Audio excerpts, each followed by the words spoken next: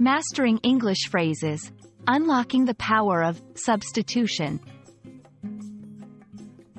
Hello, everyone. Welcome to our English learning series. Today, we're going to explore a fascinating aspect of English substitution in phrases.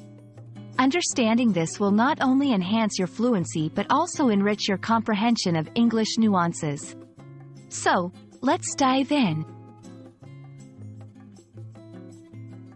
Substitution in English refers to the process of replacing a word or phrase with another, usually to avoid repetition and to maintain coherence.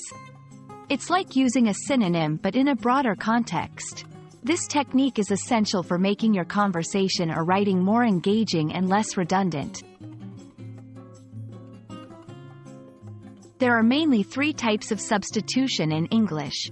1. Nominal substitution, replacing a noun or a noun phrase. For example, do you want a sandwich? I've made one. 2. Verbal substitution, substituting a verb or verb phrase. For instance, I can drive to the store, can you? 3. Clausal substitution.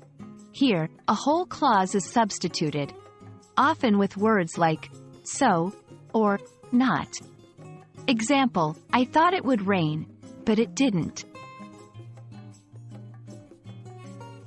Let's look at some examples to see how substitution works in real conversations. I prefer tea over coffee. So do I. Clausal substitution. Are you bringing your laptop? I'll bring mine. Nominal substitution. I haven't seen the movie, but my brother has. Verbal substitution.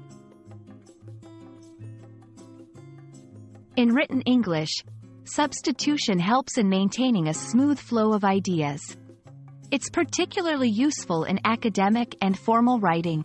For instance, the experiment was a success. This outcome was unexpected. And that's all about substitution in English. By mastering this skill, you'll find yourself speaking and writing more like a native. Remember, practice is key.